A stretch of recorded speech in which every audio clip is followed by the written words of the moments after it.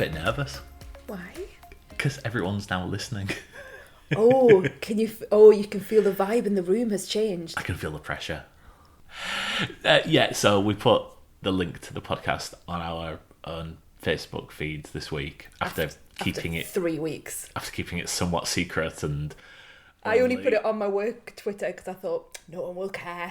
No one will care if I put it on my work Twitter. Every now and again, just putting a little gif of Pete's Dragon on, and a couple of my friends just went, "Oh, Pete's Dragon," and that was it, and that was the end of it. And then we spent Friday night just refreshing the stats page, watching it fly up. It's the most excited we've ever been. Go, oh, look, 20 people have listened. 25 people have listened. They probably haven't even listened. Just download it because they're good friends. That's all I care about. That's it. You just love the stats, don't you? But in all seriousness, loads of people have said really nice things having listened to us for the first time. So I really appreciate that. Thanks everyone. It's been really kind. I think this week's the week where I've lost my patience with this whole lockdown. I found myself taking great anger at my emails this week. The amount of dirge that you get from companies, just reminding that they're still there. I got one from Costa with methods from Tom, the Costa Coffee innovator, on how to get quality homemade coffee. Oh, God. Are you going to follow Tom's advice? Nope. Weekly emails from Dave Lewis, the CEO of Tesco, about how they're adding new delivery slots. Tell you what, just drop me an email when I can actually get a delivery slot without going through a military campaign. That's true. But the straw that broke the camel's back was on Friday. Subway emailed me with a recipe on how to make Footlong hot cross buns. Mark is now showing me a picture of the Footlong hot cross buns, which just look wrong. I mean, it is just literally a recipe for hot cross buns, which, if you compare the recipe there... Oh, you've actually got the recipe for hot cross buns up as well. Yeah, right, the recipe, Paul Hollywood's recipe, the first one that comes up. Yeah. They've just rearranged... allegedly, it seems to me that they've rearranged some of the ingredients round and then changed one of the steps to roll them out into a foot-long shape. Make it longer. Yeah. It's even set out the same. So this is what I get up to. Is this what you're doing upstairs? No, this is what I'm doing when I'm... I'm actually working on during the week. This was Friday. Oh, this was your day off? Yeah. Oh, it was Good Friday anyway, wasn't it? This is what I get up to when... this is what I get up to when I'm on my PC just fuming at the world. Do you want to talk television? Watching television! So I've got something slightly different this week. There's been something I've been wanting to talk to you about all week, and I've sort of held it in. Okay. Don't worry, it's not one of those conversations. I think I have to say from the start that this discussion will involve spoilers for The Nest. So if you're not up to date with The Nest, you might want to skip past this. We'll put timestamps in the notes. Yeah, we will. Yeah, I will. I was trying to say, hang on a minute, who's been doing the notes? Who's been doing the timestamps? Yeah, a peek behind the curtain. I'm just like, I'll just send it out. So yeah, spoilers for The Nest, you have been warned. So in episode 1 of this podcast, we talked about The Nest. It was primetime BBC One. It was a bit daft. Nice houses, and an intriguing storyline of a young woman who is a surrogate for a couple. So at that point in time, I'm thinking, this is all right for me. It's a pregnancy plotline, but pregnancy really doesn't have any sort of negative connotations for me, even though... Given our history. So it's a little surprising, probably, but I'm not worried about that, and I don't worry about seeing depictions of pregnant people on TV. Yeah. So that was fine, and I knew that was what the plotline was, and off I went.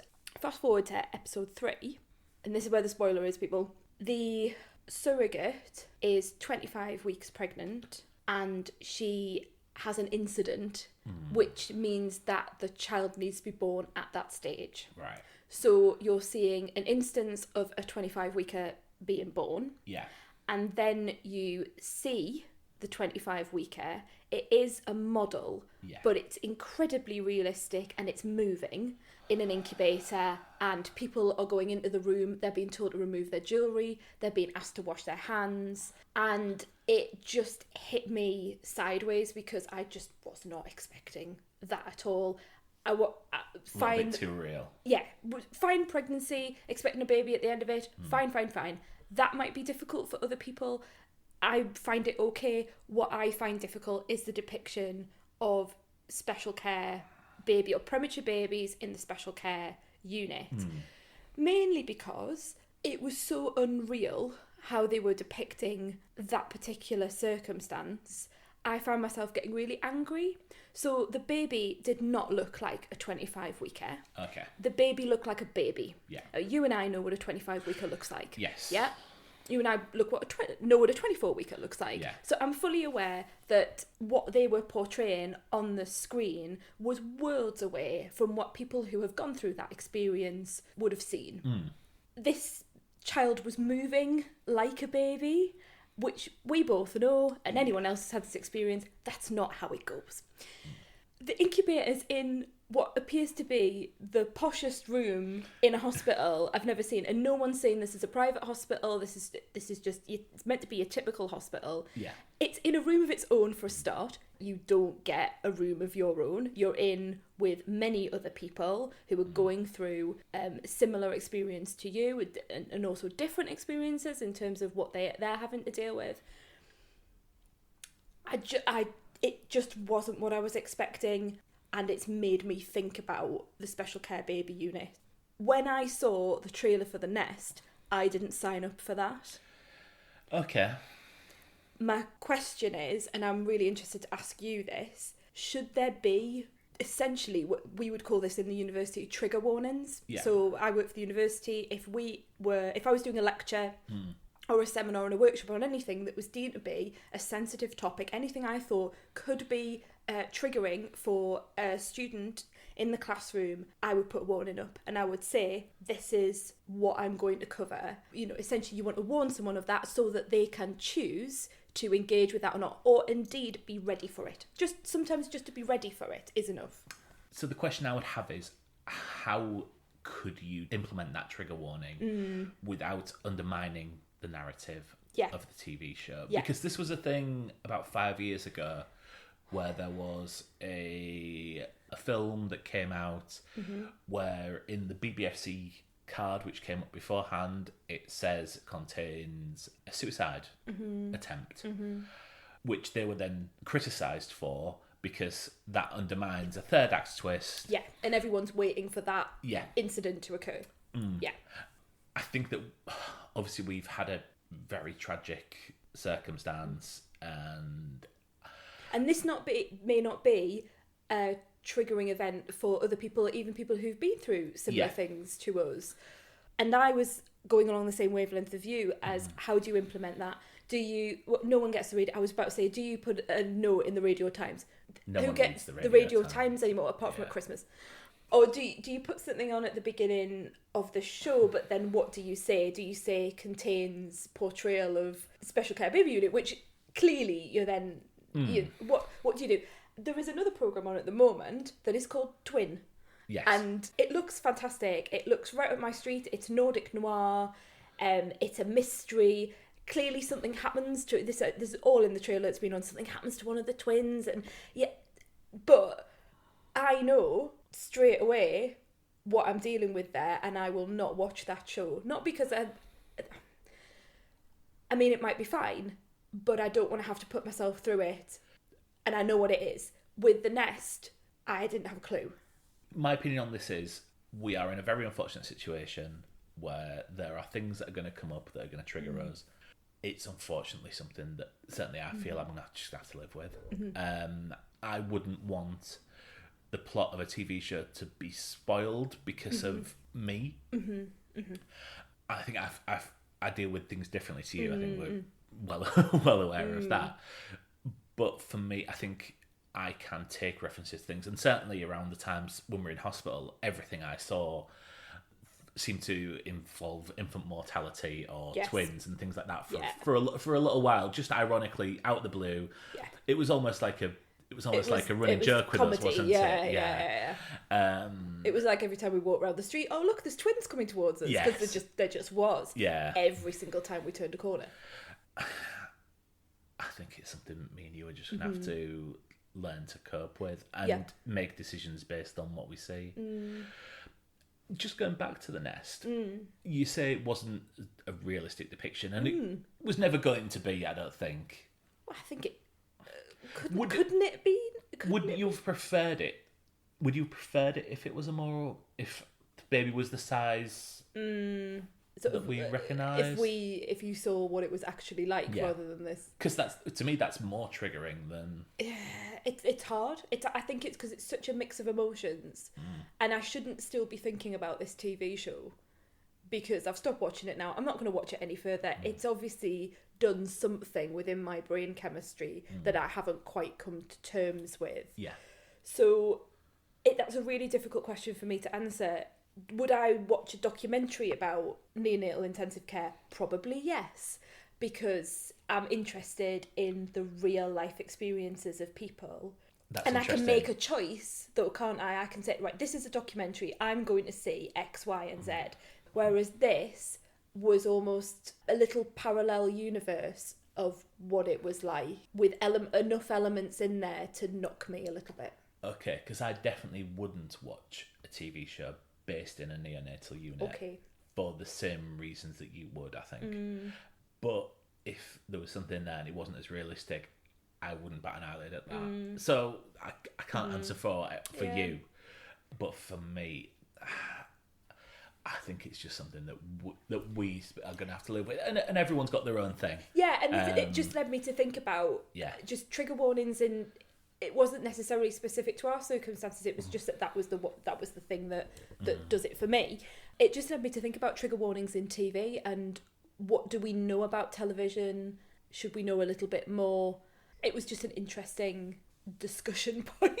Do you think I've been away from work too long? I think you have. Because I'm now just trying to do an essay on trigger warnings in TV. I think you need to start analysing some. Do I need some more data to analyse? Yeah. Yeah. So I don't think there's been much new on this week. I think next week we are looking forward to. Well, are we looking forward to the third series of Killing Eve? It's Killing Eve, isn't it? I'm not looking forward to it at all. That's interesting. I loved series 1. I hated series 2, and I'm hearing on the grapevine that series 3 sort of carries on in the same vein. It's getting mixed reviews. I don't feel I want to go back to that. I mean, the character's brilliant. The character of Villanelle, brilliant. Sandra Oh, brilliant. But there's nothing emotionally pulling me back.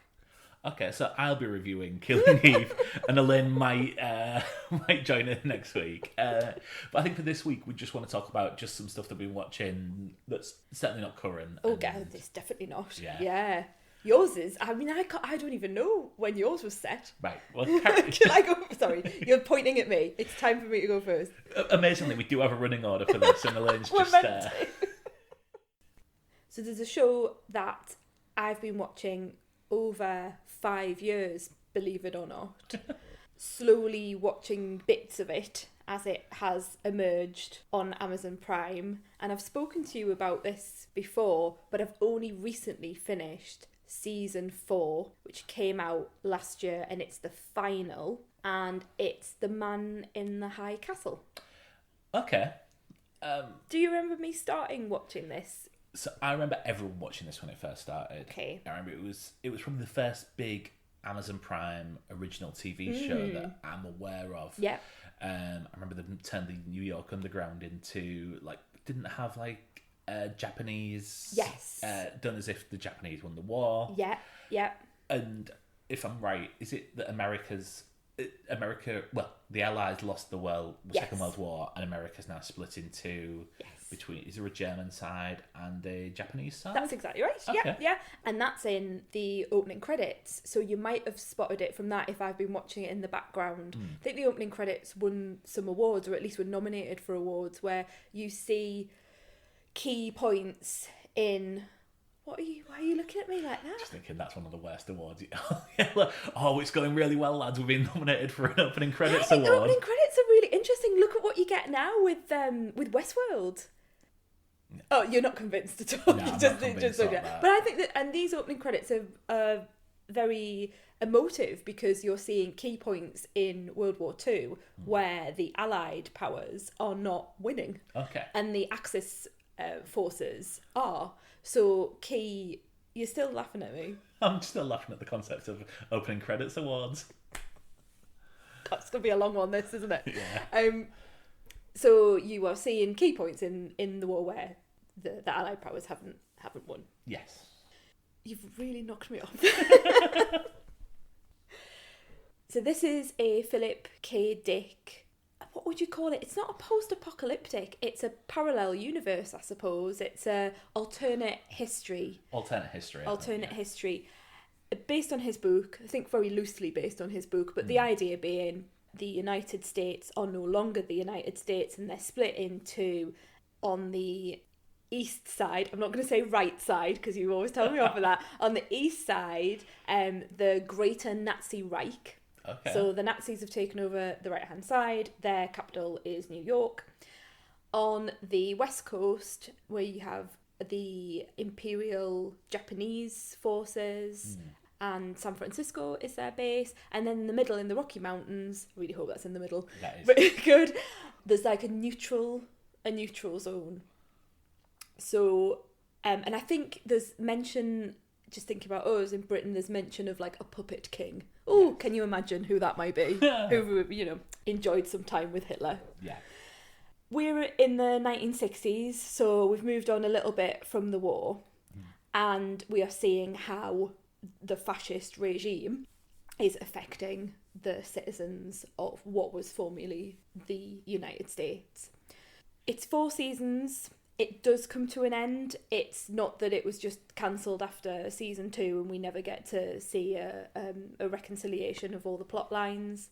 It is incredibly good, but it's incredibly powerful because you are seeing the policies of Nazi Germany being enacted. Okay. So people of Jewish descent, you can guess what's happening there. There's food and water and things for everyone. Because the world's population, or at least that part of the world's population, we don't really get to know what's happening in other places too much, but that part of the world's population has suddenly decreased quite significantly. I wasn't prepared for some of the scenes that transpire, even though I know the policies of the Nazi regime and fascism. Yeah. There's some very hard-hitting scenes. But it is the most thought-provoking show I think I've come across for quite some time. It really makes you think, what would I do in those circumstances? So, for example, if suddenly now we were in a war and a fascist regime came, knocked on our door and said, come and work for us, we will give you food and water and shelter and you'll be fine, you'll have this house. But the flip side of that is that any of our Jewish friends and colleagues, we would see them being put into trucks and we'd never see them again. Okay. If you were to know anyone who was disabled, yeah, then those people would no longer be alive. They would not be allowed to live. They would be taken from you. That's the emotive bit for me at the moment because that's the bit that obviously is most resonant to us as someone with a child that has additional needs. But it really makes you think, what would you do? And there are characters in the show that have to make that decision. Okay. And you see what happens when you say, okay, I'll go with the Nazis, I'll protect my family, I'll make sure they live, but I am now absolutely entrenched in this fascist regime. Why do you think it lost so much of the buzz that it had around it? Because when it first started, it was one of them things that you saw everyone talking about on social media. It was almost at a level of Tag King and Making a Murderer when it came out. And then, was there a long gap between seasons or...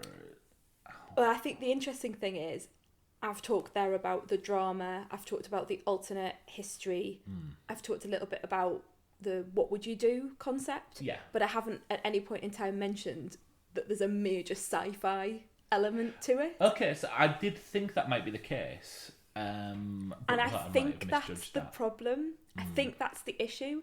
If perhaps it had just stuck with this idea of this is our alternate history, clearly we're going to have some people who are fighting back. Yeah. They are on one side. You're going to have some people that have joined the Nazi party and are fulfilling their policies, but maybe are regretful of that, or maybe just, they're just doing it because they want to save their children.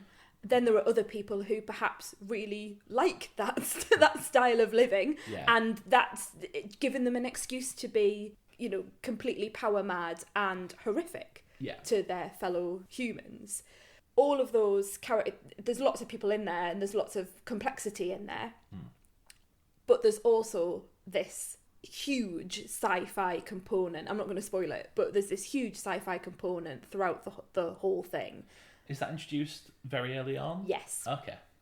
Yeah, it's a mystery to begin with, and then as time goes on, we really get into, things that are in your face sci-fi. Yeah, okay. That's where I wasn't bothered. I didn't need any of the sci-fi elements. I didn't need anything more than just that idea of what if. So you could cut it out, have 3 seasons that are even better, maybe. Yeah, I think that's right. Yeah. I think that's right. They do wrap it up at the end. They bring it all together-ish. But they were not the elements that I was bothered about. I was bothered about the characters. Rufus Sewell is a character who makes a choice. He is a former American soldier who is given the choice, join the Nazi party or alternative.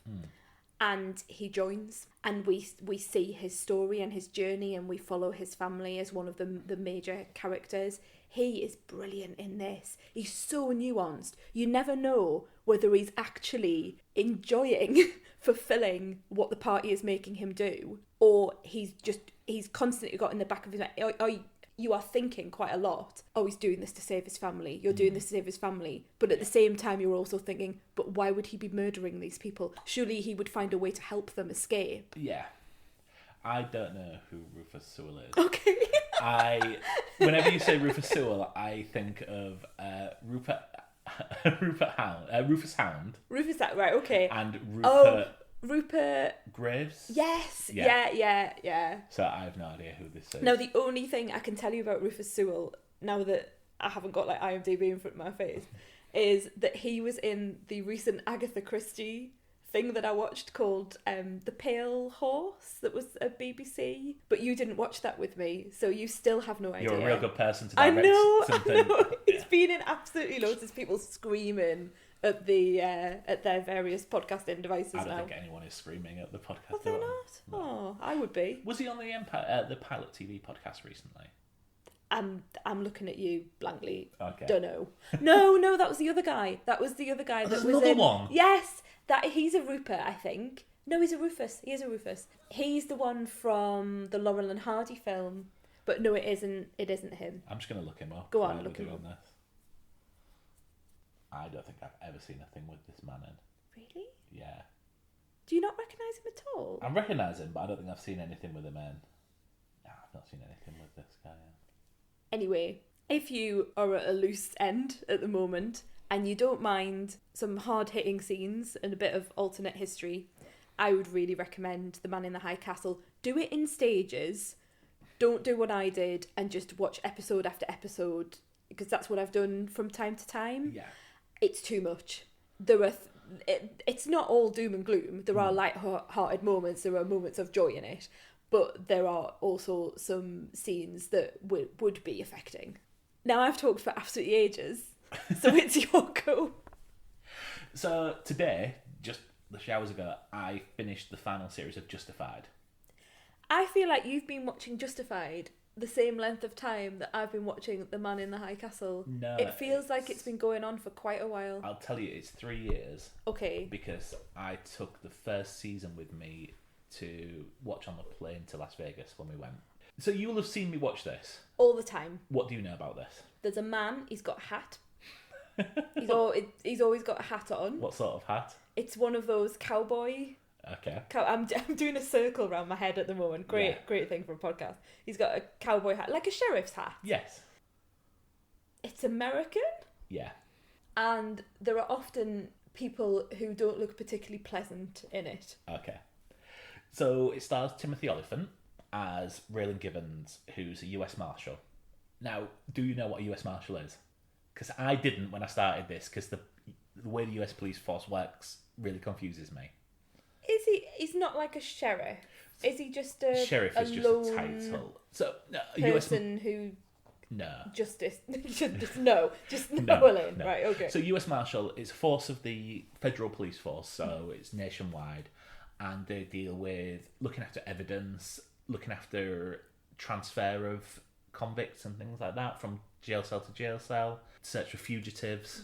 It seems quite arbitrary, the stuff that they do, but that's the role of the US Marshal. So that's his job, and it's set in a old coal mining town in Kentucky. Coal mining shut down years ago, and it's carried on being sort of a 4-horse town ever since then. It's based on a short story by Elmore Leonard, who I've heard of... I think he's quite legendary in America. His stories are used for things like Get Shorty, Out of Sight, Jackie Brown. There are two things that set this apart. It's one of the best examples of world building I've ever seen in a TV show. The town called Harlan, where this old coal mining town, it faced hard times. Everyone used to work down the coal mines, and since they've closed, half of them are struggling, and the other half are criminals, drug dealers, pimps. Over the 6 seasons, it's now finished. It ran from 2010 to 2015. Okay. So it's been gone for quite a while. Yeah, it's gone quite a while. Over the course of the 6 seasons, they build up this town that you know exactly the places that they're going to, the characters that come in and out of the storyline. They'll appear for 2 episodes and then they'll come back and a reference somewhere else. Even in the final episode, one character who was one of my favourites in the early seasons is just referenced, and they don't forget about the history of the show. They must have had storyboards showing everyone's history throughout this and who's friends with who and who's betrayed who. The other thing that sets this apart is the main cast. Timothy Olyphant as Raylan Gibbons is excellent, very charismatic. I suppose he has to be to lead the show, doesn't he? The camera enjoys him. And his chief, who is a little bit of a cliche of the chief, because he's someone who likes to push the rules. So his chief is someone who respects him, likes him, but he does his head in. And it's a bit of a cliche. But the guy who plays him, Nick Searchy, I think his name is, does very well. The rest of the cops, it's sort of 2 or 3 seasons before they're even allowed to show any personality or anything like that. And they're not the best. But the wider cast of characters are just unbelievably well written. They get absolutely superb character actors to play all these. So people like Walton Goggins, who was in The Shield and the latest Ant-Man and the Wasp film. I've heard of him. Damon Herriman, who played Charles Manson in Manhunt and the Once other Upon one. a Time in Hollywood. Yeah. Stephen Root's in it, turns up in everything. Yeah, he's in Man in the High Castle. Okay. Caitlin Dever, who was in Booksmart recently. She started, I think she was about 12 when she came into it, and then sort of was coming to sort of 16 by the time it finished. Jeremy Davies from Lost. Margot Martindale from... Was she in The Leftovers? I don't know who that is. I think you'll know her. She's a character actor that you'll know. Okay. Stephen Tobolowsky, Patton Oswalt. So people who've gone on to do other things as well, which makes sense if this finished in 2015. And have come from other places. So the final season, you have Sam Elliott and Mary Steenburgen come into it. Big players. Yeah, big players, owning the camera every time they're on it. It is the best show I've ever seen that I've never heard anyone I know ever talk about. Which should make it an easy recommendation. I have one caveat to that. Okay. They're all available on Amazon Prime. The problem with it is, the first season, it doesn't really know where it wants to be. So it's very procedural. It's Raylan Gibbons going after someone. He breaks the rules a little bit, a bit of Jack Bowery to bring them in, and then the next they go on to the next one. It's a bit CSI Miami or... So that's interesting, isn't it? If you were saying that the characterization is so complex and detailed, and the idea of them having storyboards, you would think that that wouldn't be the case for season 1, and that they would have known where they were going if that was what they were doing with the characters. It's good. It's good examples of that, but it's not something that would ever draw you to it. What happens is the second season is up there with any season of TV I've ever seen. I wish I could say to people, just go straight into season 2. I would never do that myself. Yeah. I don't think I just think you need I don't the think background. I would never do it myself, so I couldn't recommend other people to do it. Yeah, I think you'd lose a bit. Okay. Because you wouldn't know. You'd have to reintroduce yourself to these characters, I guess. But it's, like I said, it's all available on Amazon Prime. And if you've got 13 hours to get past the first season, you will love the rest of the 6 seasons. Okay. Wow, it's an Amazon Prime week of recommendations. It is. Isn't it? It is. Date night. Date night. We've got our glad rags on. Night. Have we? No, You've got shorts on. I've got shorts and a t-shirt, and I'm rolling about from the curry that we've just assimilated. You didn't even want a sweetie. That's right. Yeah. I was like, is anything all right? If this was a lesser film, Sorry, I might fall asleep. I'm gonna have to cough because I'm just so full of curry. Hang on. I might edit that bit out. I'm sorry, you're rolling from the curry. Yeah. If this was a worse film, I might fall asleep, but it's not. Okay, is that's a promise then? Yeah. There's gonna be no sleepy time. There won't be any sleepy time during High School Musical. There's gonna be no snoring. No. Because I will know. Yeah. So what do you know about High School Musical? Moving swiftly on. So I know there's a song because I've been singing it all day. It has replaced Pete's Dragon Finally. in my repertoire. But you know what, Mark? We're just all in this together. As Rishi Sunak would say. Spoilers. Or just you have a little drink of beer there. That's right. Really relaxed in episode 4 of the podcast now. Mark's having a beer. He's had a curry. He's had a beer. We're about to watch High School Musical. Nerves have gone. So that's all. So who do you know that's in it? Without looking at the TV. I'm trying not to. I know. I don't want to say this without it sounding weird. I know there's that bloke that you like. You do go on about him a bit. You say, what's his name? I don't like the portrait of me that you're painting here. No, it's fine. It's very good. I'm a judge of that. I can't remember. Zach someone? Zac Efron. That's him.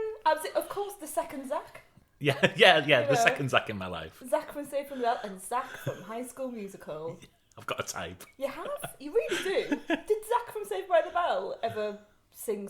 Oh, wasn't he in a band? Zack Attack, yeah. Yeah. That's it. You do have a type, don't you? Yeah. Can I do a stab in the dark Yes. at the leading lady? Yes. Is it Vanessa Hudgens? That's right, yeah. Right. Yeah. I don't know where I've pulled that from. That is it. I can see them in my mind's eye, possibly to my left on the telly, standing with a microphone, maybe on a stage.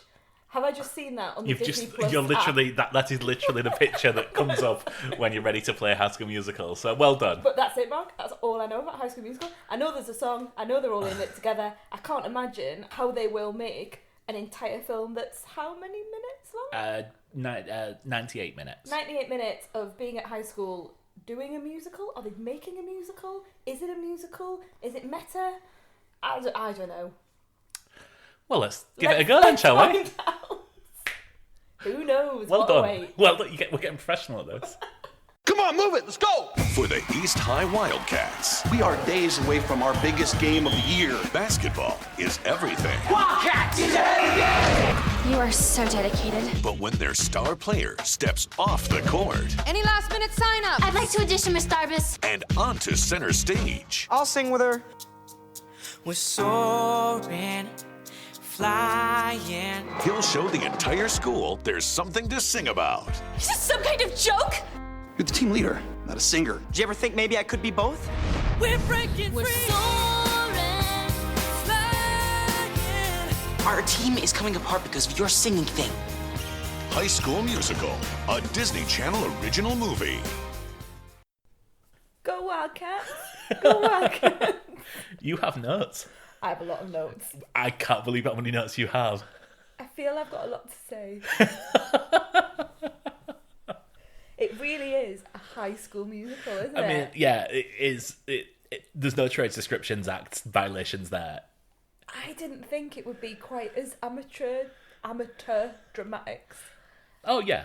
than it is.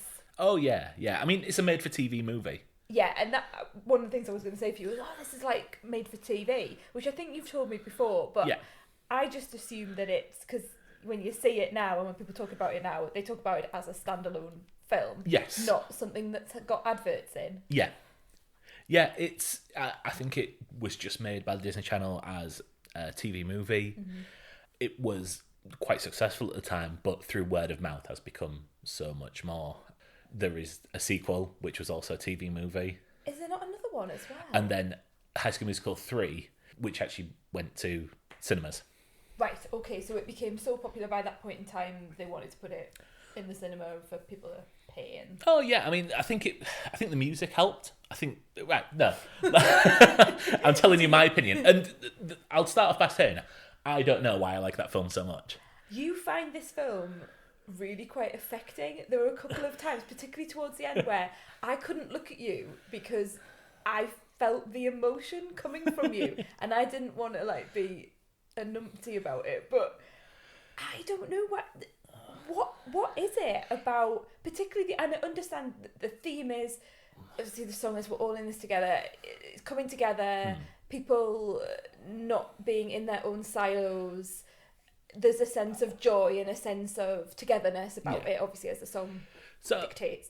So I like I say, I don't know why I like this so much. I think the songs are fantastic. I think the songs are brilliant. Right. And I watched this when I started getting into films, so around 2008, and I'd never heard of High School Musical because it came out in 2005, I think. I remember because I was living with Neil at the time. Hi Neil, if you're listening. Same difference did We're All in This Together. One of my notes. On X Factor. Yeah.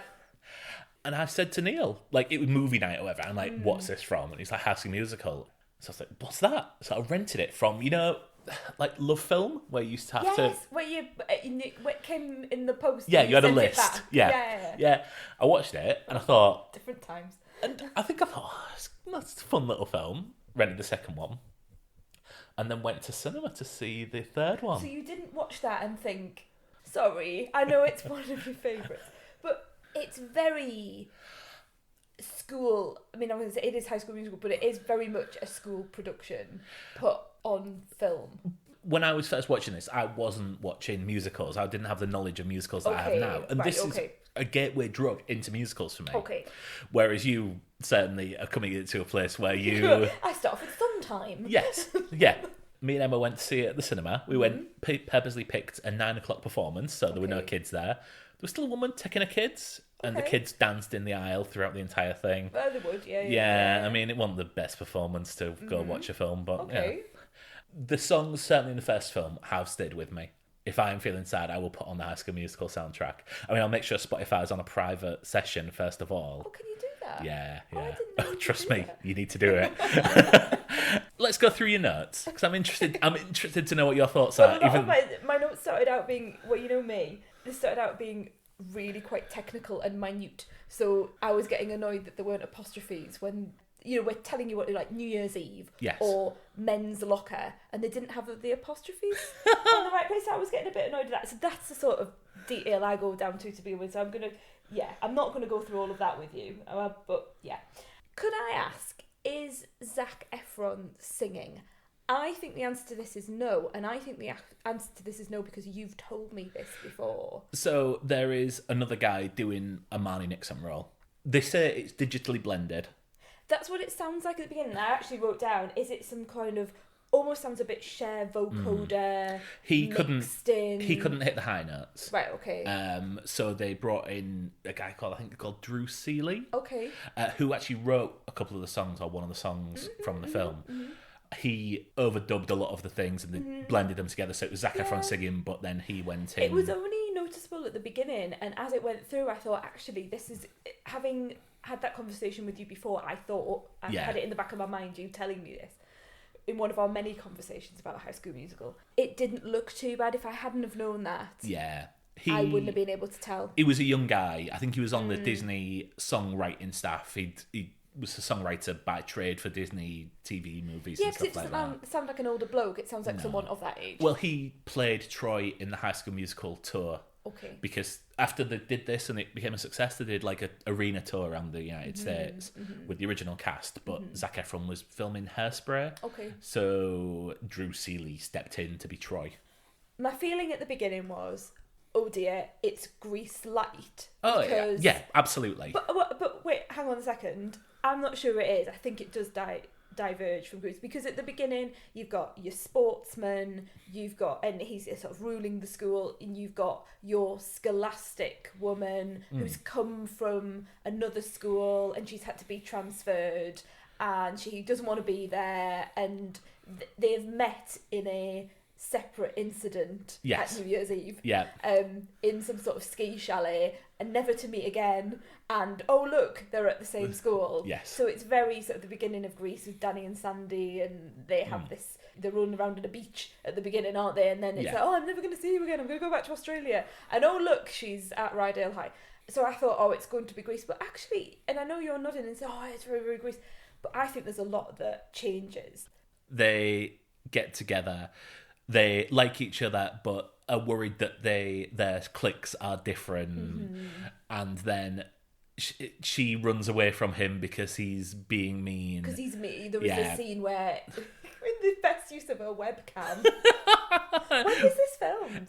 This would be 2004, 2005. Okay, because there is a lot of the internet in Yes. this. There's a lot of we are now hitting peak use of internet. There was even a scene at the end where the scholastic group create code in inverted commas, like that's just what it's called, and like code. Then the film actually shows you the code going down the wires into a modem, and there's internet noises. So the internet is moving through the school. An action shot of network cables. Brilliant. I mean, as an IT worker, that's a dream for me. It is. I just all those little noises. I think that's what the internet's moving through the wires. That's what I like about it so much. Finally. And we're going to use a webcam to show how this guy is actually being a little bit mean about her. HD quality in 2004. Well, this is it.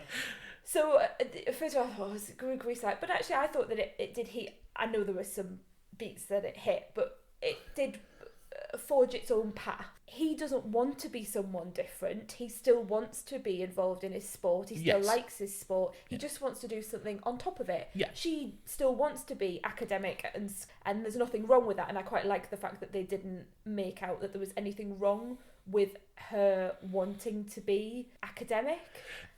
I think the morality of this has moved on since Grease, where she starts smoking and wears leather pants. Yes. Yeah. I think part of the reason I love this is because there is nothing offensive about this film. No. Everything's wholesome. Everyone's happy at the end. Yeah. Even the baddie characters come along and say, well done. Fine now. Yeah. I mean, it does suffer from a little bit George's Dragon, that everything's tied up within 2 minutes. Who's George's Dragon? Pete's Dragon. Brilliant. It's only been a week. Yeah, but it's before beers. So... yeah. So you think it sort of... Yeah. But it has to be, doesn't it? They play Breaking Free. We see about 10 seconds of basketball at the end. Gabriella runs in, goes, oh, by the way, we won. And then Sharpay runs in and says, oh, you got the part. End. We're all in this together. Speaking of Sharpay, who is the baddie, one of the baddie characters, she's in a brother and sister combo. Yes. Always in the musical. No one else is going to run the musical. So Troy and Gabriella are their rivals for a spot in the musical. She is brilliant. She is the star of that show. Even though she's very broad. Oh, absolutely. I think she's really going for it. Yeah. But she is brilliant. Yeah. It doesn't work without her. Yeah. And that performance. Yeah.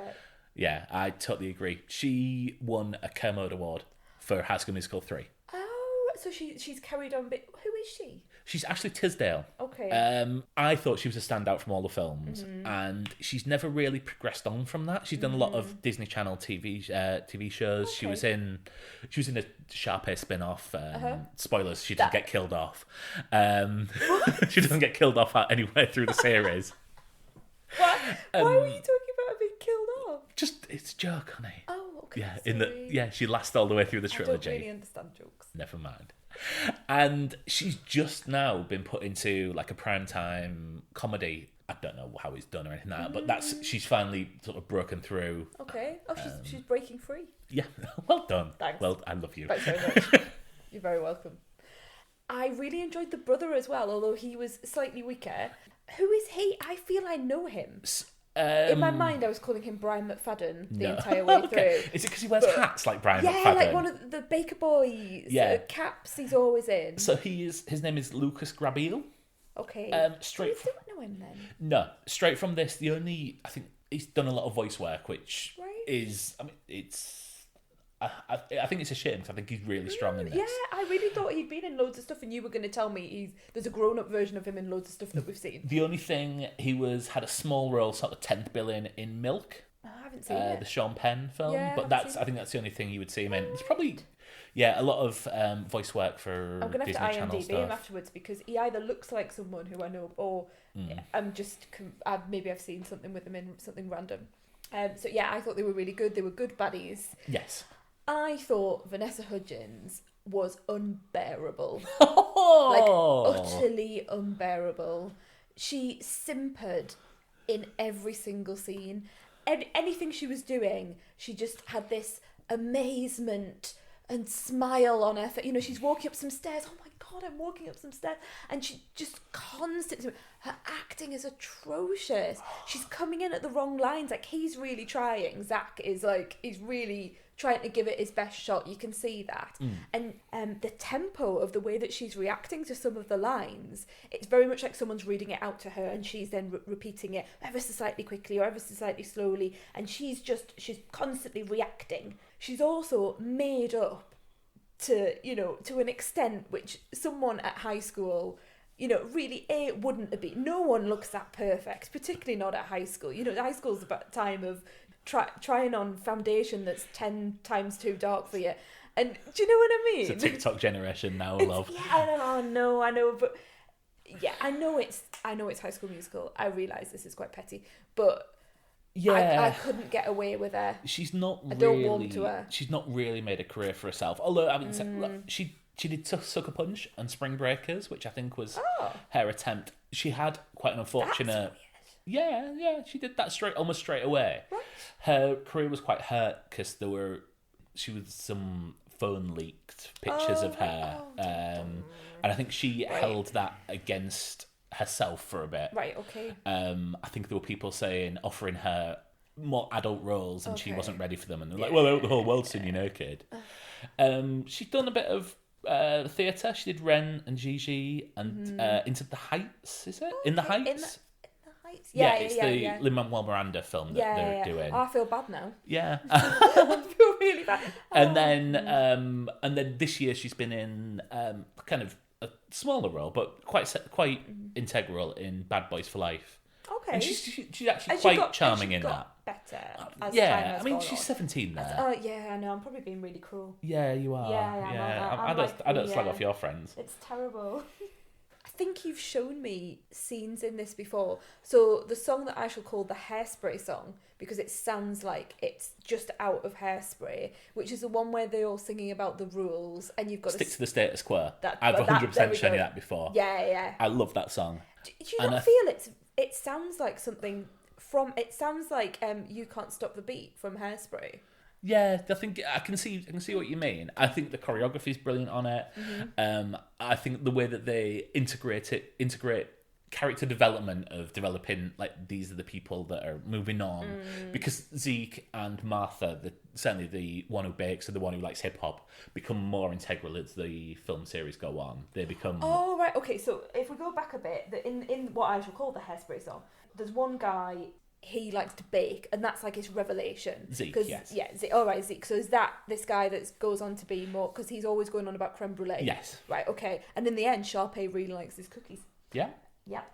Then there's another girl that likes hip-hop, but she's in the academic set, so she's sort of saying... Look, I love hip hop, and Martha, I'm not allowed to. Right, so this is Martha. You're saying is going on, right? Okay, right. And then there's another guy. He's like a skater dude, and he plays cello. Skater Dude is his name. Is that doesn't is have a it? name. He is not in it anymore. Oh, no, that's so sad. That out of those three, those that Martha and Zeke get roles later on, but skater dude, that's just it. I don't think he's seen again. I turned to you in the middle of the film, didn't I, and say, "Oh, where do we know him from?" Yeah, And you were like, "We don't know him at all. We don't know him at all." I mean, I did have a little bit of a moment where I was like, a man that bakes, apparently that's a revelation. Oh, a woman that likes hip hop, and, someone who plays cello. I did have a bit of a roll my eyes moment of like, Elaine's problem, there's always a point in the film where I go, something's problematic here. So Elaine's problematic. Oh, I think if you're going to pick up the problematic, I think it's the fact that you've got two black best friends. Yeah, I was going to get to that. Yeah, it is. Yeah. There's nothing more we can say about that because everyone knows what we're talking about there. Yeah, two white leads and two black best friends. Yeah. So most of the way through the film, I'm following it fine. They're in school, they want to be in the musical, various things get in the way of them auditioning, various things get in the way of them trying to do these songs together, friends aren't quite so supportive of them, and there's that sort of, we all know where we're going with it. Yeah. However, there is one, if not two, massive plot devices that just appear and then appear again, and people seem to change character. So Troy and, I want to call her Georgina, but it's not, is it? Gabriella. Georgina's got a dragon. Okay, thanks. So Troy and Gabriella are wanting to audition for the musical. Is this the callbacks? The callbacks, yes. Okay, so they've already auditioned. Yes. They've been called back to have a second audition. Yes.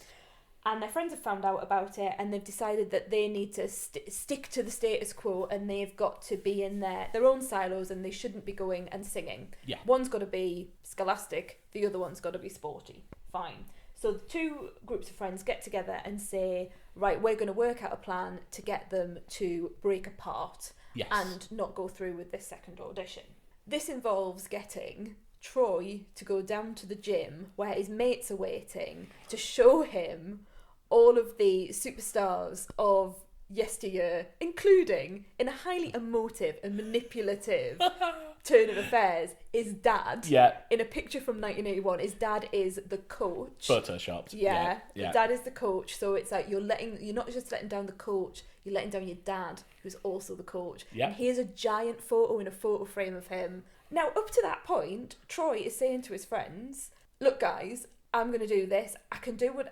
I'm not letting you down. Yeah. I'm still going to be there. I'm still going to play the game, this big game that's coming up. Yeah. The audition's not going to get in the way. I can sing and play sport at the same time. Yes. In a lab, in another part of the building, Vanessa Hudgens' friends are all there saying you can't trust Neanderthal men, essentially. And then suddenly whip out old school laptop, webcam, computer equipment, as are the sporty guys down in the gym. Yes. To capture Troy completely changing in his character and in his behaviour to say, look, I don't care about her. I don't care about singing. I'm never going to let you down. Singing's stupid. She's stupid. I hate her. Like, what a turnaround. I think... So, I'll start off by saying it's a kids' show. Yeah, I do realise that. I think you would get a situation where, under the thing of peer pressure, I think Troy is played to be a different kind of guy to that. But I can see, having been a high school boy, that you would get a situation where someone's having the piss taken out of them for liking something. It's like, oh, it doesn't matter to me. It's now. However, I mean, yeah, it was just the fact that 1 minute he's really defending it, and I didn't feel that there was anything that they had then subsequently said to him that would make that behaviour Well, it was change. the dad that his face changed when the picture of the dad came on, I the think Photoshop maybe- picture of the dad. Right, okay. I hadn't picked up on that. I mean, it's a device to make them briefly split up so that she can sing a song. Yes. Because it had been a good sort of quarter of an hour at that point without a song. I think that's the part of the film that drags a little bit. I think I might have asked you at that point in time how long we had left. Yes. Yeah. And you went, oh, we're not long. Not long. Not long. Not long. But then, like, shortly after that, and again, another magical plot device, the friends see them for 1 minute being a bit sad. Yeah. Troy's walking around the cafeteria, he's sad. She's walking around the cafeteria in the other direction, she's sad. And suddenly, they decide that they've been really awful friends and they're going to get behind them. And it was just such a quick... They could have used some of that time to make that more believable. Well, I mean, if it was Pete's Dragon, we'd have had half an hour and 4 songs about I Candle on the thought- Water. That was her Candle on the Water, was it? Vanessa Hudgens walking around an empty school, Yes. singing how terrible men are, Yeah. and how they let you down, Yes. and don't go singing with them. When There Was Me and You is the song title. It's weird. I can't even remember how it goes. I can sing it. I bet you can. There were fewer songs than I anticipated. Yeah, okay, so what song stood out for you? All in This Together, is that what it's called? Yes, we're all in this together. We're all in this together. I'm always going to remember that because that's the only song I thought was in the film prior to watching it. So I've been singing that all day, and also waiting for it to arrive in the film. Yeah, you have to wait a while. You do really have to wait a while, don't you? I mean, I realise it is a song that lends itself to the end. Yes. But I was thinking, when we get to the song, we're nearly at the end. Breaking Free, I didn't realise was in this film. Now it makes total sense. But I only knew it from Same Difference and various conversations with you. Didn't know it was in this film. You've probably told me. I've probably just not listened. We're All in This Together was also used on X Factor. Was it? Yeah. Oh. Little Jurgen Quinn. Really? Yeah. Oh, that's a blast from the past, isn't it? Yeah. Did he do that All in This Together? Yeah. In a High School Musical styling? Oh, yeah. I mean, like... Was it Musicals Week? It was TV... It was Movies Week, I think. Yeah. Yeah, it was a big performance and if I remember rightly, he didn't was pull it he off. dressed up as... I can just imagine him, actually. Was he dressed up as, like, a little high school... You know, he's Yeah, got Letterman the jacket. Wildcats jacket. Yeah. There was a lot of people on stage as well covering for him and...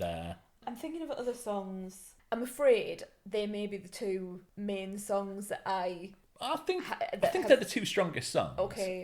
The Start of Something New is all that the right. first one when they're in doing the karaoke? karaoke in the chalet right at the beginning in New Year's Eve. Yeah. Right, okay. I think Get Your Head in the Game is a plot point. Okay, so that's the basketball Yeah.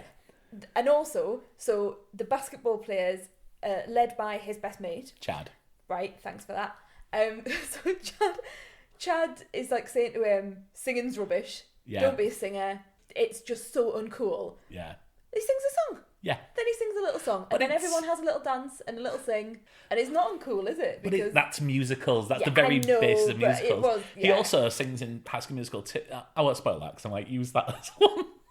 Give it 2 weeks. You are not making me watch High School Musical. Yeah, he sings a song about how he doesn't like to dance whilst dancing. He's very confused, isn't he, Yeah. young Chad? When the credits rolled, you said, "Oh, Kenny Ortega." Oh, okay. Yes, yeah, the choreographer. Yeah. Do you know who he is? No, but I know that name. Yes, because Michael Jackson did. Yeah. This is it. Yeah.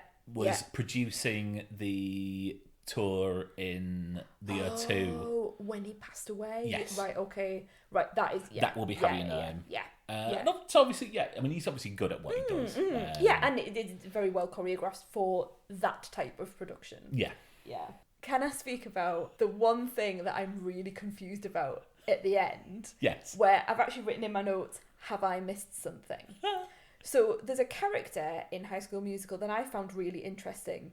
There's a young woman, I mean they're all young, but there's a young woman who at the beginning we just think she's the piano player in the musical when they're auditioning for the musical, but actually it transpires that she is the composer of the entire musical. Yes. And she's clearly a child genius because she's created all these songs. You have that really tropey scene of her because she's made out to be very geeky, quite nerdy, and I mean she's always wearing a hat.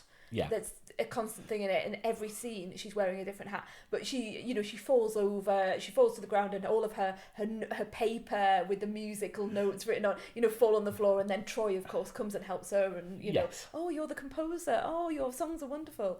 And she then helps them throughout the film to learn her songs and to sing them in the way that she would like them to be sung, not the way that Sharpay and her brother are singing them in a very high concept way. They're singing them, and she wants it to be more feeling and emotional. And actually, I think she's quite an interesting character that doesn't really get much to do. Yeah. Is she in it in the later films? Yep, she's in all three. Right, okay, that makes more sense. Does she get more to do in the later films? Yeah.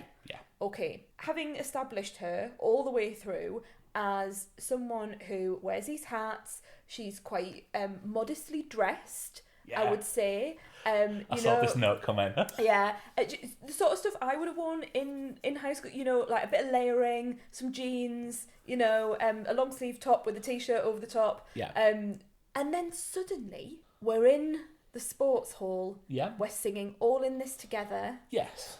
Hudgens has got a new dress on. That's fine. I expected it. She's got a nice red dress on. She's found it from somewhere. Who knows where, but she's found it. This girl, is it Kelsey? Kelsey, yeah. Suddenly, hats off. She's wearing a one-shouldered spaghetti strap red top, a sparkly belt, it's almost like 3/4 length trousers, and a pair of heels. Yeah. And she's dancing her socks off. Yes. Why? But I don't think you can class we're all in this together as part of the narrative of the film. But why? Why does she need to be dressed like that?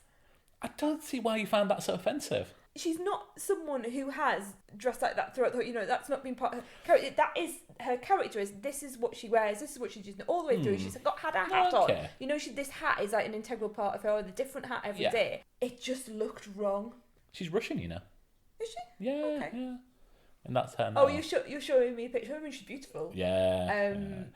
She just get glammed up as well during the three films. Yeah.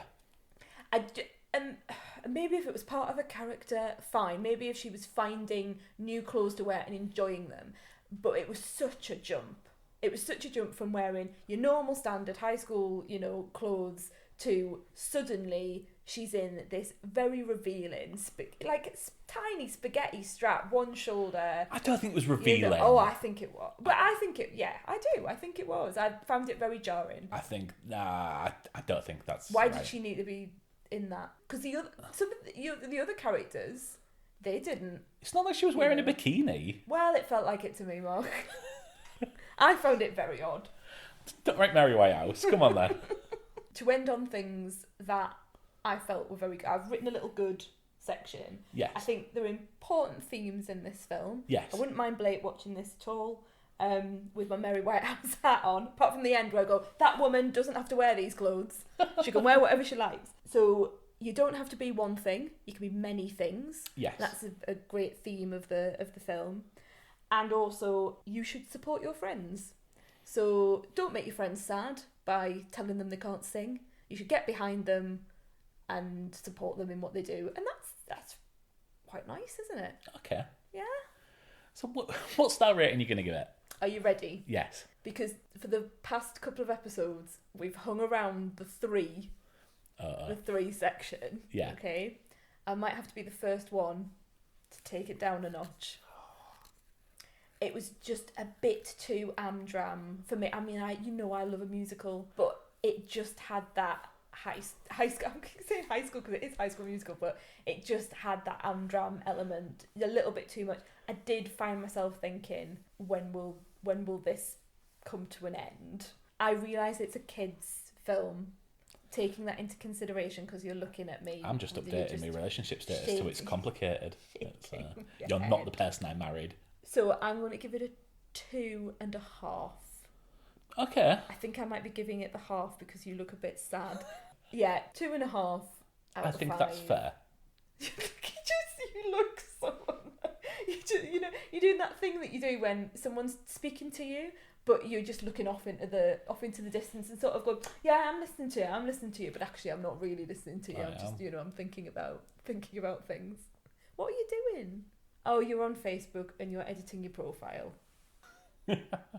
Are you happy now? Yeah, I've just backed out of that. Let me make sure it's not saved. Yeah. Can you imagine? Can you imagine what would happen? Yes, I mean, that would be fun. Yeah. You know, Easter weekend. Let's throw the cat among the pigeons. See who the first to react is. See who's going to text us first. What's wrong? Elaine really didn't like High School Musical. I think we're going to have to rethink everything. Thanks very much. Thank you for watching. Well, genuinely. You're welcome. So? Would you like to know what we're watching next week? So all week you've been going, I don't know what I'm going to do. I'm between two different films and I'm not really sure. And I went for lie down this afternoon and I was meant to be sleeping and you came up and caught me just lying there looking at my laptop.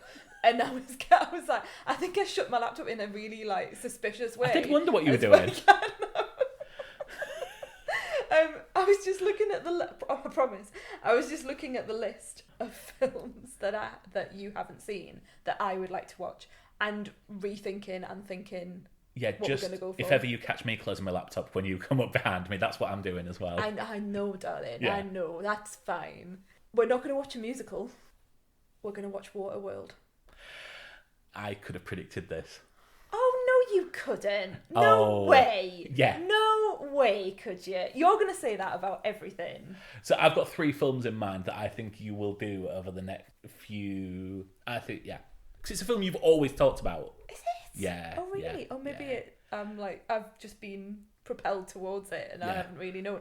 So yeah, Waterworld. What do you know about Waterworld? Kevin Costner. Yeah. Gian Triplehorn. Yeah, well done. Dennis Hopper. Yeah. With an eye patch. Yes. Yeah, okay. Have you seen this? No, but I'm aware of bits of it. Like, he has gills. He does. Does he have to protect a child? I'll not go into plot. Okay. I have a feeling I might be mixing 2 things up here.